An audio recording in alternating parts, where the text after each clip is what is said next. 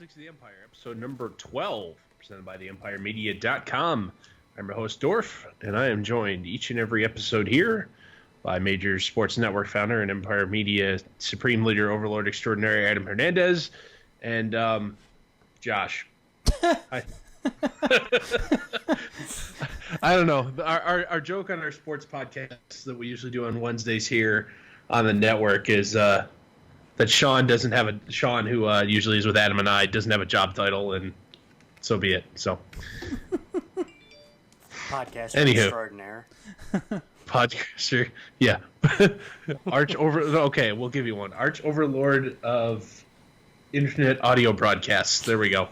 We'll go hey, that. By the way, I just now, as it was starting, I want everyone to know, because I'm not the tech guy, and I get criticized for this, but we had an issue with the mic. I couldn't hear you at all, Dorf, and I fixed it all by myself.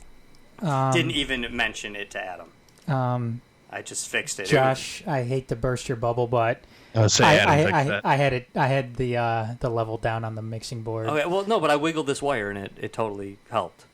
Well, that's right. When I saw what you're doing, and it's right when I was turning up the volume. All right, I'm pretty sure. You know what? I'll let you have this, Josh. Hey, you fixed it. Give him his small win here. I will do that, Dorf. The way I normally fix things when we have some sort of technical difficulty, as I wave at you or I start to freak out. You fixed it, Josh. I start to have like a mini like toddler anxiety attack, and Adam fixes it for me. Usually. You fixed it, Josh. Yeah, I know I did. Today's topic, speaking of fixing things, or the methodology in which we fix things, tonight's topic is, does voting matter? And now, I would ask a lot of people out there listening to go with a little bit of an open mind, because a lot of times people hear that, does voting matter? And they instantly go to, what? You're not patriotic. What do you mean, does voting matter? Of course it matters. It's your duty. Hey, Josh, you hate America. Yeah, exactly. I hate America because, I'm even suggesting that perhaps voting doesn't matter.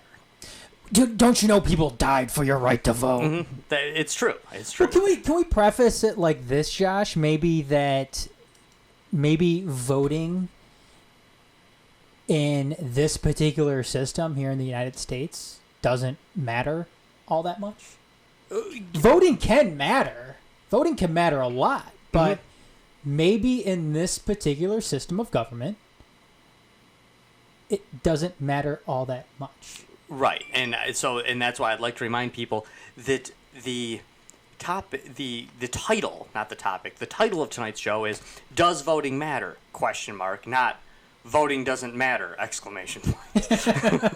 So people should definitely keep that in mind. I have that in the title too on the screen here. It says "Does Voting Matter?" Maybe I should switch it though to "Voting Doesn't Matter." That may be at the end of the show. Maybe we'll see how it goes. You haven't won the argument yet, sir. You can't declare victory. So do we have two different sides here? I think we do. I hope we do. Oh, shocker. Dorf's right in line with... Hey, both of you hate America, and that is all. I know you're in a different state, but I can smell the boot you're licking from here.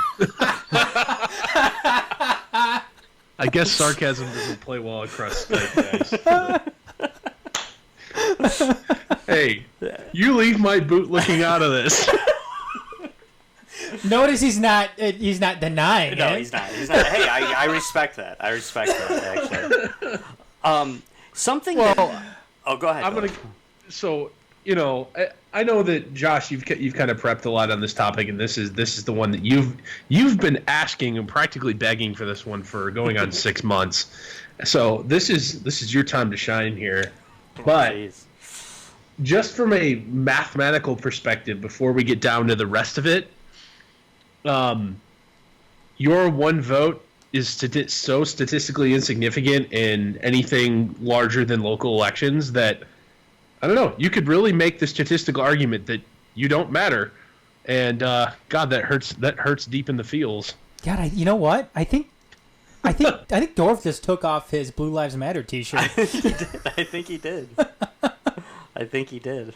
He just pulled the blue stripe on his flag and unraveled the whole damn thing.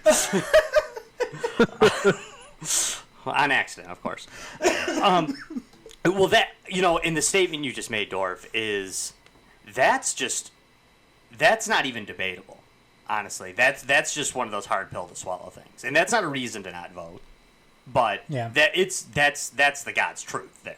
The idea that in a country of 300 million people when you're one of largely, well, let's say there's about 130 million people who will vote in a on-year general, if that.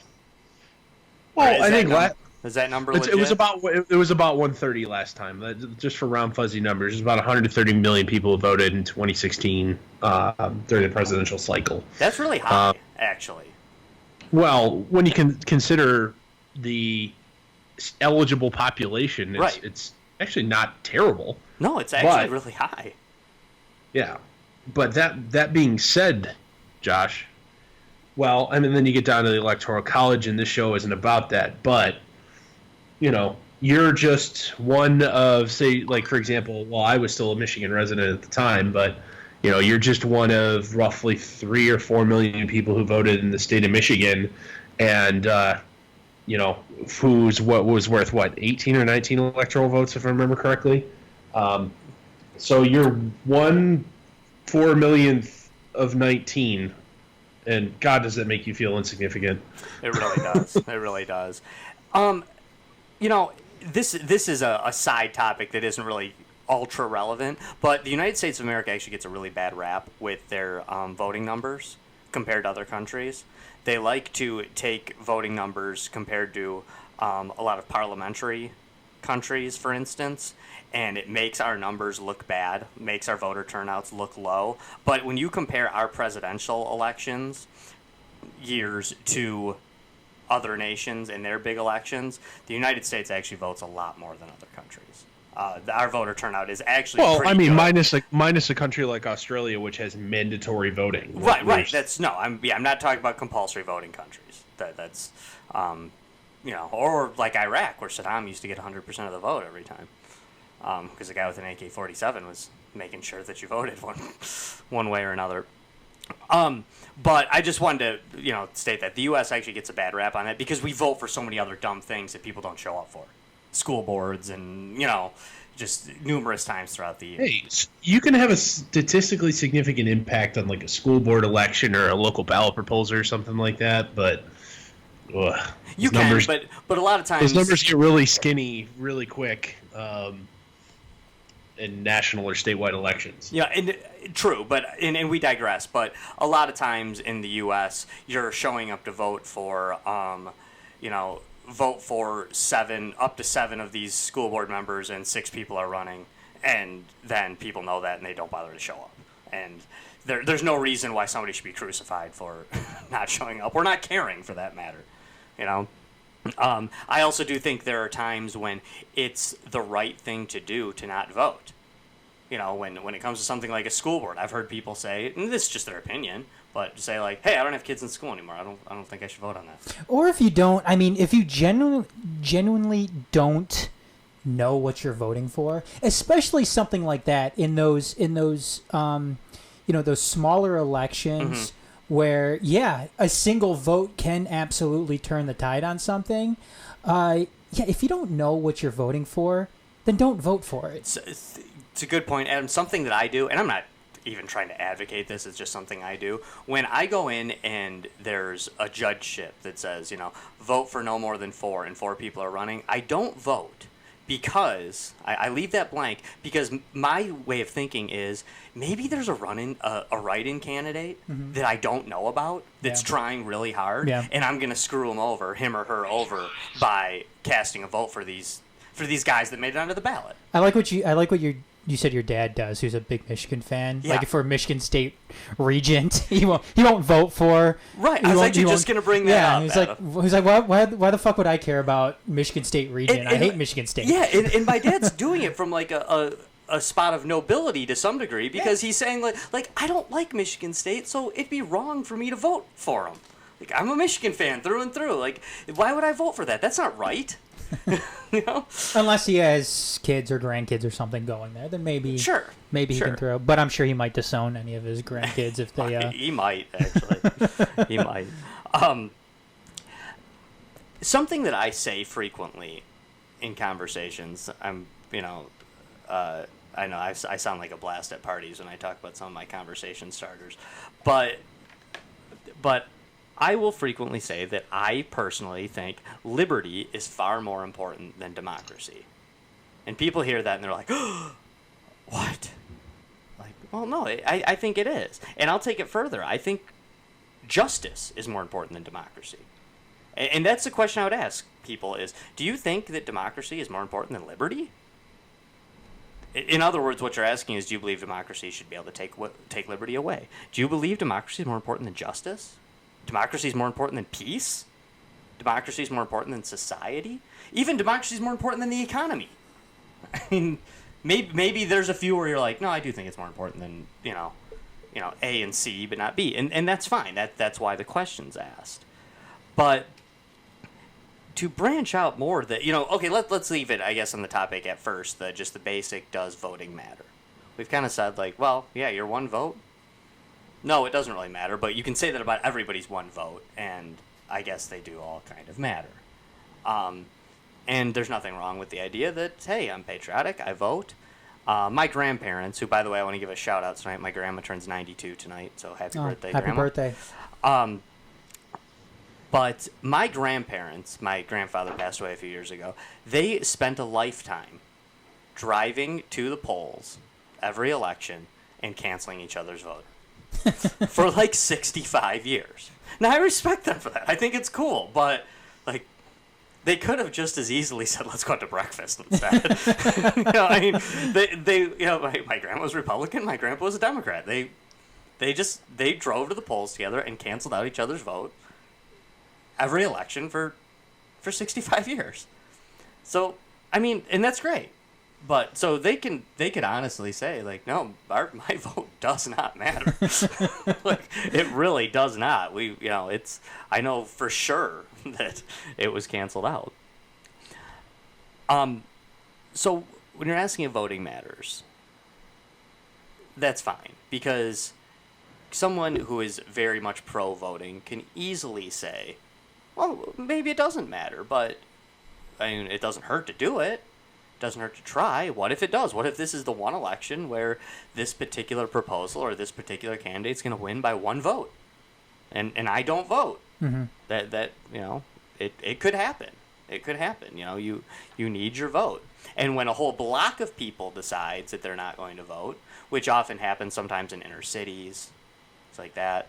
And I remember, Detroit was very famous for having low voter turnout, especially non-presidential elections.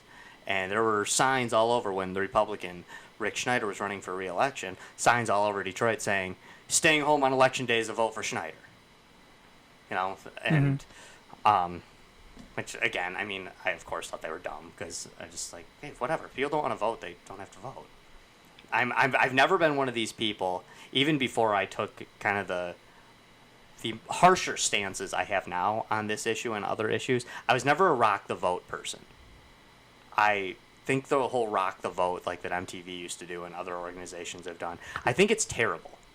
If you are ignorant to politics, if you are ignorant to the way the world works, if you don't care, if you're ignorant or apathetic or both, please, by all means, do not vote.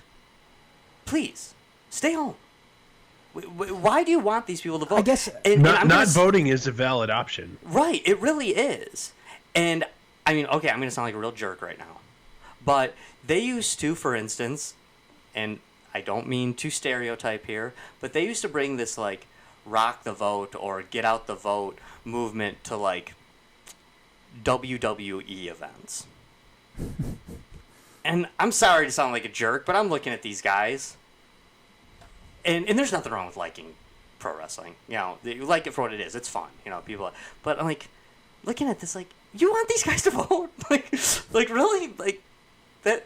I like pro wrestling. I know you do, Adam. That's cool. But you've seen who's in the stands in a pro wrestling event. Yeah, you could get that anywhere though. Look, as far as that goes, Josh, I see what you're saying, and I'm not saying you're totally wrong. But if they're using this to get people to learn about the issues, then that's something I'm fine with. But if they're just getting people to go out there just to vote without knowing the issues, then that's where we have a problem. So that's it. No, I mean, when a bunch of dopes a few years ago donated money to Kid Rock to run for Senate, and then they accepted the money, and Kid Rock was like, "Oh yeah, that was a joke." I think Dorf did that. Hey. And then he turned around and said, I had no interest in. I have never donated money to a political candidate. I have, actually. Not to Kid Rock. And then Kid Rock turned around and said, "Oh yeah, that money you thought you were donating to me, we're not going to return it or anything. We're going to give it to a fund which is going to help get out the vote." I'm like, that's... Okay, in the business world, that's fraud. Right, yeah, that's it was fraud. Luckily, the only people that did it were huge Kid Rock fans who would never sue him. But they should have. He should have returned every penny of that money, not diverted it to something that was not at all what they were giving money by to. the way, that I believe, correct me if I'm wrong here, but like a donation of that factor, say like Kid Rock chose not to run, he can pocket that money if I remember. Correct me if I'm wrong, but I'm pretty sure he can throw that in his own bank account and be like, thanks. That's so sad. He can, and he probably did. I mean, he started this little charity for getting out the vote instead, and how much of the money went to the charity, or how much went to the CEO of the charity, which I'm sure was him or a family member or something, is another story. But yeah, that's I don't know. I'm not specifically accusing Kid Rock of this, but I believe in that exact scenario, I believe the candidate is actually allowed to hold on to that money and pocket it personally. Oh, I'm sure they can. I'm certain they can, actually. I mean, even if he just comes out and says, "Yeah, I tried. It was a failed candidacy. And I'm out to dinner at these fancy restaurants. What's up?" Like my Ferrari. I bought another home in Lake Orion. Yeah. So to me, the greater question, and I don't mean that we can't go back to does voting matter. We certainly can, because it all falls under that. But to me, the greater question is voting moral? Is it moral or just to instill your will upon other people just because you voted on it? Is it moral for 53% of the population to tell the other 47% of the population what they have to do because democracy, because voting, because the people have spoken?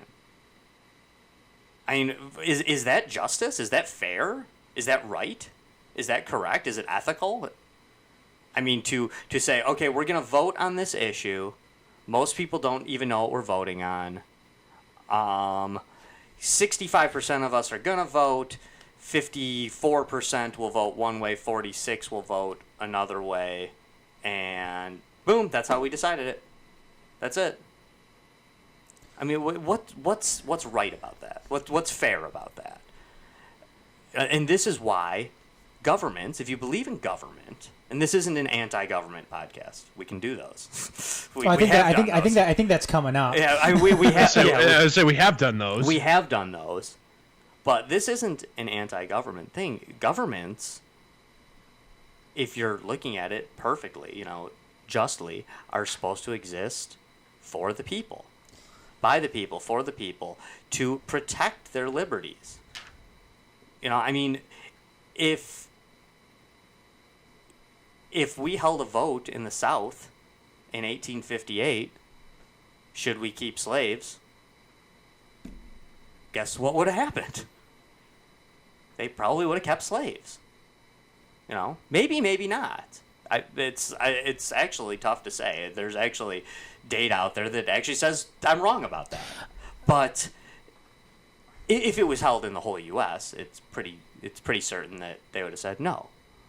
But is that the only way to decide things? Dorf, do you want to go first, or do you want me to? Go ahead. I think in this system of government that we currently live in the United States, I think it's more so that, Josh. But I think that question is very convoluted. It's very complex. I don't think you could answer it with a straight yes or no right now. I kind of know where you're going with it, just knowing who you are and what your own personal political ideology is, and which in some cases, somewhat relative to mine as well. I think overall ideology within a society can remedy something like that. I think so. I can't answer your question with a simple yes or no. I think that there are many aspects to what you are saying and what you ask that are absolutely true. For instance, voting for a particular candidate who goes off and decides to raise your taxes on something to fund some unjust war. Is that necessarily fair? Is that just? And do only the yes voters have to pay? Yeah, no, that's not just. But that just goes to show the imperfections within this system of voting and government that we currently live in. Are there better ways to do that? Yeah, I think there are. And most of the time, what you hear as a reason why something like this can't be done is because, it's too complex. We can't do it like that. Well, and I think that's complete bullshit. Just because you see the complexities within our way of life right now with computers and cell phones and the cars that we drive. I don't think that is. I don't think that that's a reasonable answer to any of this. So, I'm sorry, Dorf. Go ahead.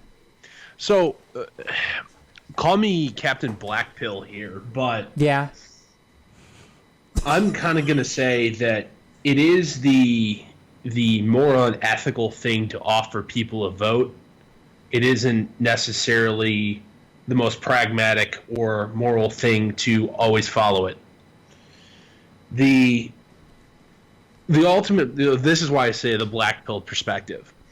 Ultimately, I didn't know there's a black pill. I know there's a red pill and a blue pill. I didn't know there's a black pill. Black pill is fuck it all, burn it all down. Oh, so that's Josh. Okay. Yeah. or you could call it accelerationist collapsitarianism. Anyway, so my perspective is the informed consent of the governed is an incredibly moral and ethical position or in principle to have within your society. However, as we found out in a practical perspective, power and influence, whether it's monetary influence or otherwise, or just connections or whatever, ultimately, and especially in all perspectives, whether it be state, local, or national, is more important than the vote of the people. Because you know what? As we've seen time and time and time again, popular initiatives or things that they're just people who have influence, especially monetary influence. If they don't get the result that they desire at the ballot box, they just find another way to do it. Or grease the right palms, or move the right people into the right spots, or buy out the right lobby successfully the correct congressperson or the correct president or whatever, and the will of the people will be run roughshod over. I think you're right. That doesn't make the consent of the governed philosophy wrong.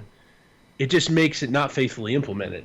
I agree with you, Dorf. Ultimately, I think corruption is a problem in any governmental system that you happen to put in place, but it's especially prevalent in more authoritarian societies because, at the same time, you don't even take the consent.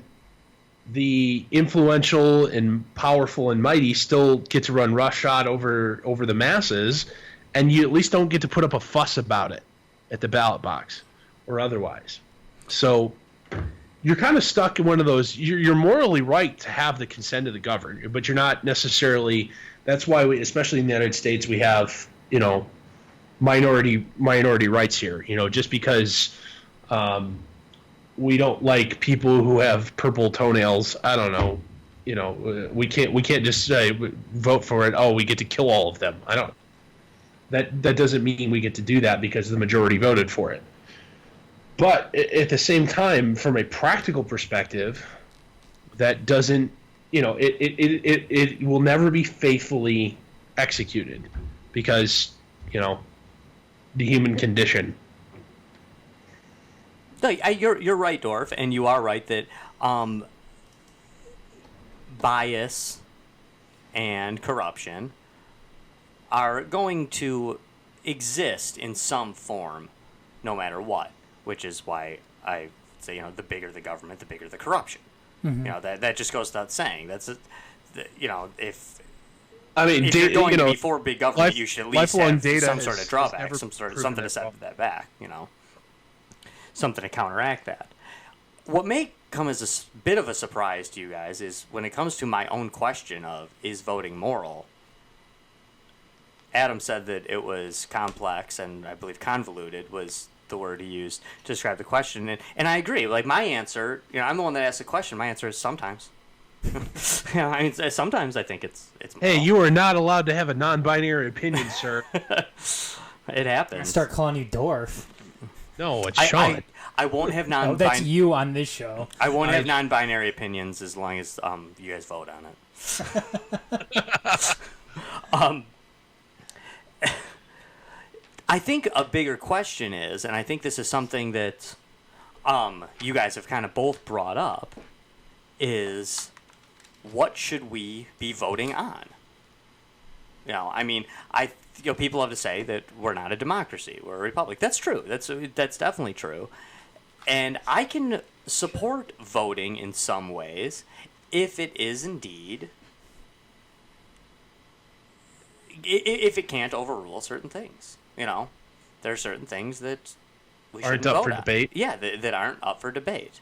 And one way that you could protect against that, I don't know, like you could do something crazy like have a constitution and a Bill of Rights that supports things. Can I vote to repeal the 17th? We don't seem to really be really doing that. I want to repeal the 17th Amendment. Amendments have been repealed. That is true. There is methodology for that in place. Okay, what's the 17th? Just direct election of senators. Oh, I think we've talked about that. Yeah, we have. Somewhat. I agree with you, Dorf. In fact, it's actually the only amendment I think should be repealed right now.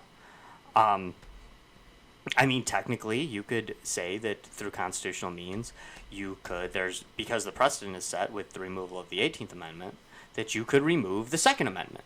I actually know a constitutional lawyer who is a staunch liberal who supports this idea of, repealing the Second Amendment.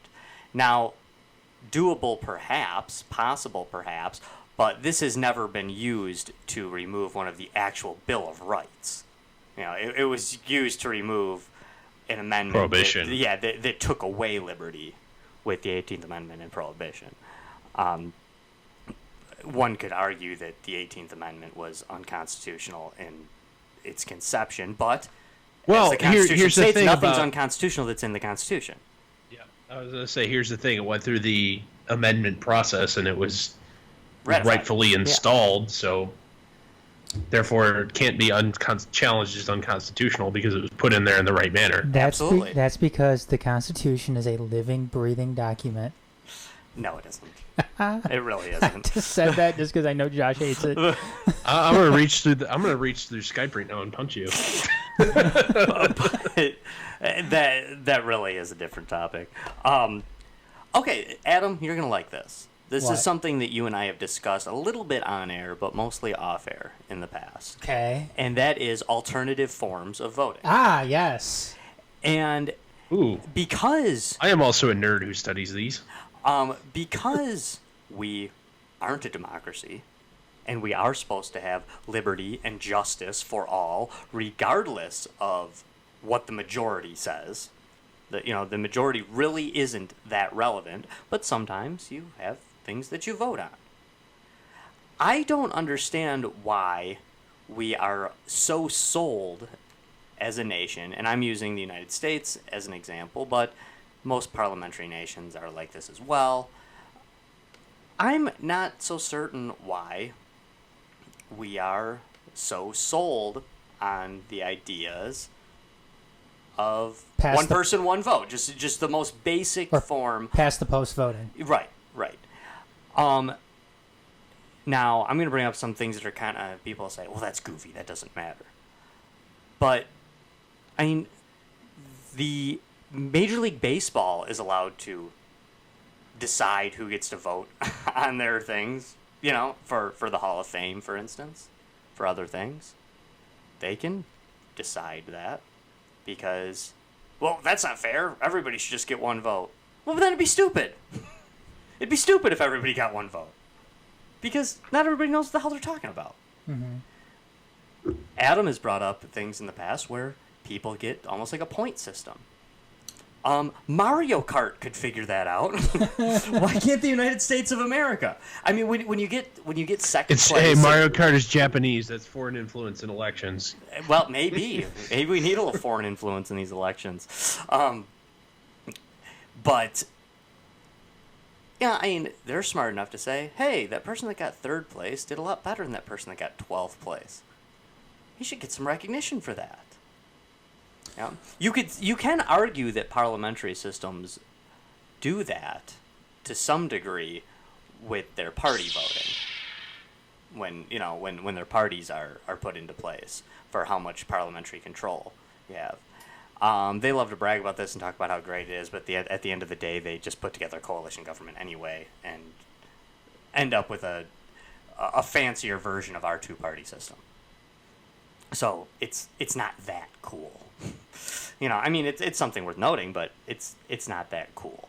Can we elaborate a little bit more on that alternative? Sure, absolutely. Okay, because what he's... I forgot not everyone has played, hundreds of hours of Mario Kart, so gets that reference. What Josh is talking about, it's the board account.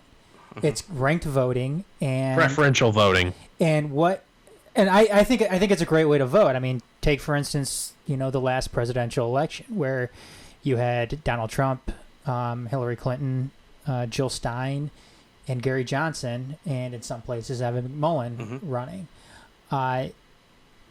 Instead of voting for one particular candidate, you could rank them. So if you are a staunch Trump supporter to begin with, of course you're going to rank Trump as number one, and you're probably going to rank Hillary Clinton, as last.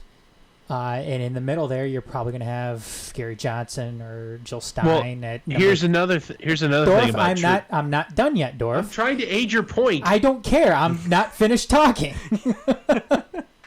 He rejects your help. And the same thing goes for if you're a staunch Hillary supporter. In Josh's case, Josh would have voted Gary Johnson as number one, and maybe Evan McMullen number two, Donald Trump number three, and Hillary Clinton number four. Jill Stein may have made it in there before Trump. Sorry. But, I mean, eventually what you get here is you get a much more balanced result where you don't have... Because this past election, you had actually, the majority of the population probably, completely pissed off and disillusioned with the voting system because Donald Trump was able to win without the majority vote.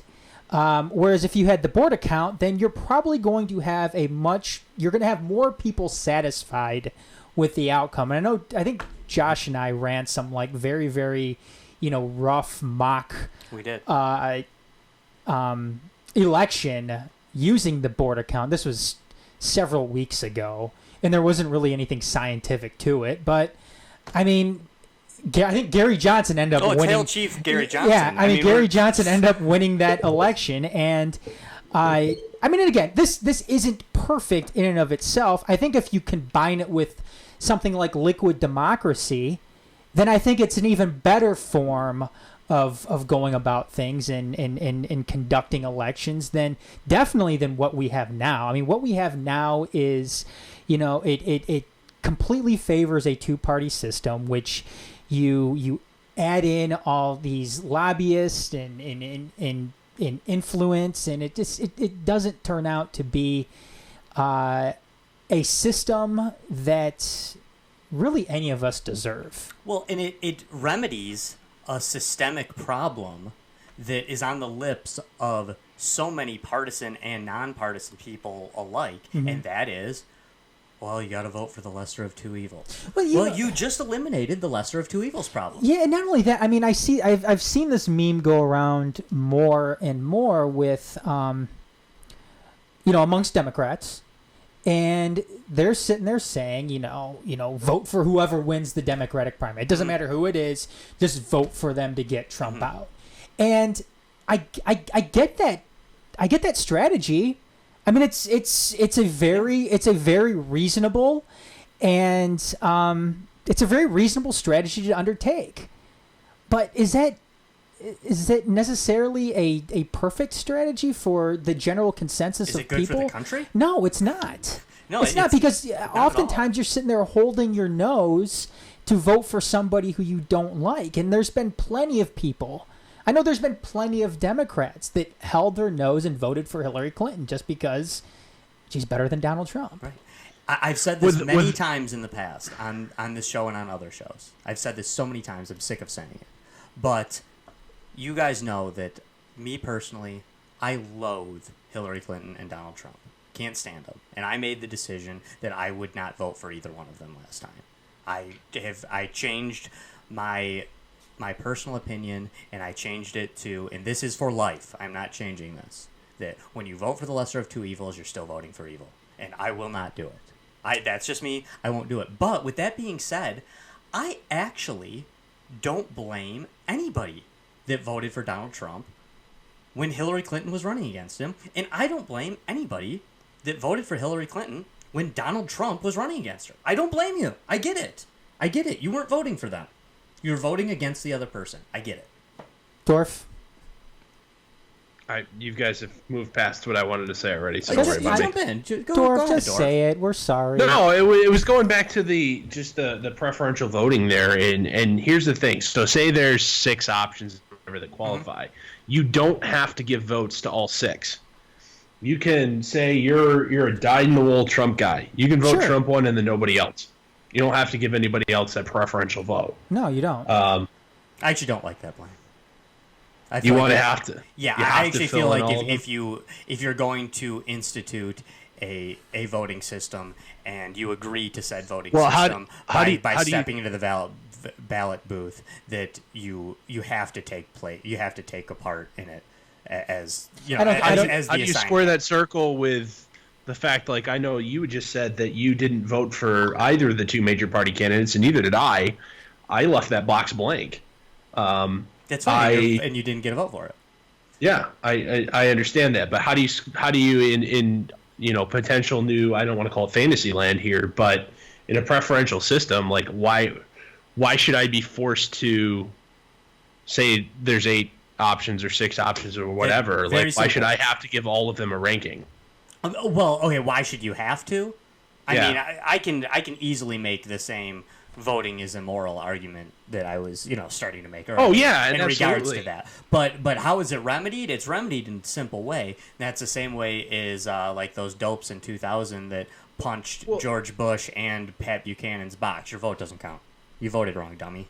Your vote doesn't count. At the same time, look at the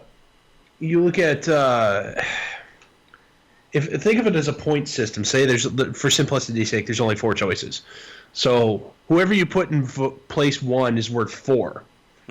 Second is 3, third is 2, fourth is 1. If I don't want to contribute, let's just use the 2016 for example. If I don't want to contribute anything to Hillary Clinton, I don't want to give her my 1 point for being in 4th place. I think it's safe to say that last should be 0. Or whatever, But at the same time, say I didn't like Jill Stein either. I thought she was a moonbat. Like, why should I be forced to give her a point in the preferential system, which inches her closer to taking the whole, Because we have established candidates under this system. We have established candidates that are there and official, and you're going to have to choose Jill Stein or Hillary Clinton. And I should be able to vote in every party's primary. Dorf's trying to be you right now. That's fine. Right now you're. Or do you just get rid of the primary system and each party? I support getting rid of the primary system. So so each party then gets to pick its own by whatever means necessary, and then you're forced to vote. I get to vote in every single primary because I get to out of the people who generally represent this side of the political spectrum, I prefer candidate X over candidate Y, but realistically, I'm going to vote for candidate Z when the real thing happens anyway. So, but I'm going to strategically vote in the primary because I think candidate X is a more of a threat to candidate Z. So I want to make sure candidate Y wins that primary. You know what? I don't think a lot of people would actually do that. I don't think a lot of people would actually leave. Would it be statistically significant enough though that it would have an effect? I mean, maybe to some degree, but I think more than it does now. I think Josh. I think the best option. Well, no one shows up primaries anyway. I think the best. I'm talking in terms of general election. Yeah, the best option would probably be having last place be 0 points, but I don't think anybody's going to just vote for one particular candidate and then leave the rest for just not fill in the rest. Why you would. No, because in the end, I mean, if your guy ends up losing, then you're not contributing to making yourself at least somewhat satisfied with the end of the election. Right. Why should people not have the right to do that? I'm not saying you should or shouldn't. I'm just saying I don't think many people are going to partake in something like that. And Dorf, the answer to that is that voting has nothing to do with rights, which is a huge part of this. True. You don't get to choose the voting system. And now, Dorf, you've made some good points here, but you are arguing against a system that Adam and I just kind of threw together right now. It's a hypothetical system that I've done a ton of reading on, and it sounds great, but I just struggle with the practicality of it. And this is even before you broach the moral question of is voting on other people's shit even right? But that's not what we're going after right now. Well, we gotta start wrapping things up anyway. We will. So I will say this. The question at hand was, is there a possibility to change voting systems? I say yes. I wasn't trying to propose that the three of us, with Aaron smirking in the background, that we should form the new system. Come on, let's do it. New system right now. That's what I was saying. You don't want to be the new Federal Elections Commission? But I mean, to me, the easy solution to that is, okay, if there's 4 candidates, then your dude or chick doesn't get 4 unless you vote for all of them. You only decide to vote for one, then he only gets the 1 vote, not the 4. That to me would make sense mathematically too in it all. It's Trump, Johnson, Stein, and Hillary. You refuse to cast a vote for Stein or Hillary. Well, then you voted for Trump and Gary Johnson. Trump gets 1, Johnson gets 0. Is that refuse to vote just for Hillary, then Trump gets 3, or well, Trump gets 2. Another spin. I was gonna say, Dorf. Is that better sounding to you? All of a sudden, don't tread on me, Dorf. I don't like it all anyway. But here's another way to look at it. Say that there's 8 candidates. You get 8 total points to spread amongst everybody. You're allowed to put all 8 points in one box. That's a terrible idea. That's a terrible idea. All of it's terrible. Well, that's fine. That solves absolutely nothing. You're right. This was okay. If we're for the will of the people here, the will of the people is we're sick of voting for the lesser of two evils. This solves many things, but that's the basic thing that it solves. I don't know if you ask me, this system is much better. I than find what it we far have now. superior. Yeah. And okay, another argument that people are going to have is, oh my God, I can't believe that Adam and Josh are on air right now preaching about this. Gary Johnson was a goofball and Jill Stein was a loon. Well, hang on. Gary This Johnson is really and Jill important. Stein Dorf, this were is really terrible important. candidates, but they Hold on, wouldn't. Dorf, got This that is far if really they mattered. important. This is really important. This is the whole purpose of the statement. Okay, Trump sucked, Hillary sucked, Gary Johnson was a goofball, Jill Stein is a loon. Well, guess what? If this system is in place, then the Libertarians and the Green Party aren't running a loon and a goofball anymore. Oh, that was the exact point I was going to make. Okay, Sorry, that's they're no longer running Gary Johnson. Now it's somebody else is going to run in that spot. Ron Paul might say, "Yeah, sure, I'll run for the Libertarian. I'll actually have a point." But in the current system, Ron Paul's going to say, "Well, oh yeah, I'm going to run for a Libertarian, so we get 8% instead of 3%, and then we just assure directly that out of my our party. closest ally, the Republicans, Right. lose. Then it takes me directly out of my party. The Republicans kick me out, and I have no voice ever again. Okay, let's wrap this up. No, let's. I guess the main point to this is, to go back to some of the founding fathers here. I'll paraphrase Alexander Hamilton. He said, "The tyranny of the majority can be just as oppressive as the tyranny of an autocrat." But you have a problem with Alexander Hamilton all of a sudden? He's like the liberal god right now. They made a musical about him. It's great. He's everybody. The progressives love Alexander Hamilton this week. What are you complaining about? But I think that's very important. People can be just as oppressed by majority, lest we forget that Adolf Hitler was elected. This is people can be. In fact, when tides turn, many people, this has been proven in South America over and over again, when things are bad, people will vote their rights away in an instant. One more It ain't just South America, man. It's pretty much everywhere. Hey, how many people here are chanting for another, 8 years for Donald Trump? Right.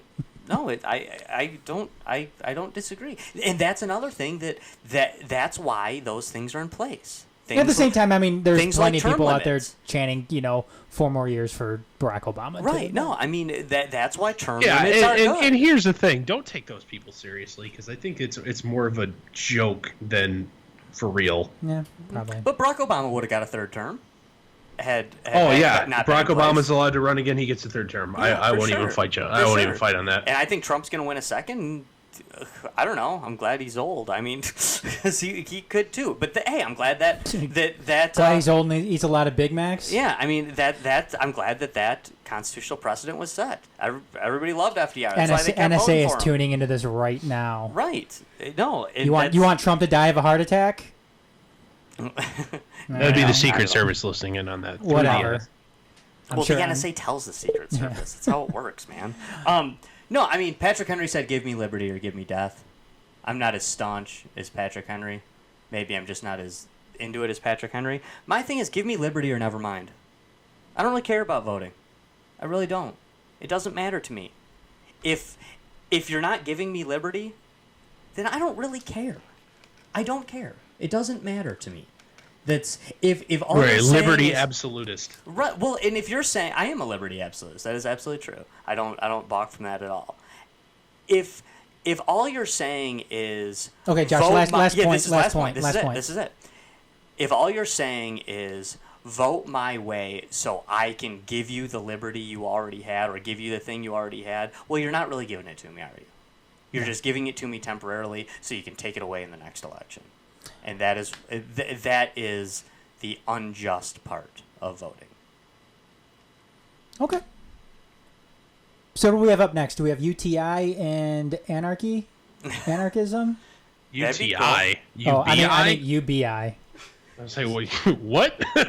Might- What's on your mind right now? I did that on purpose because it might as well be a UTI.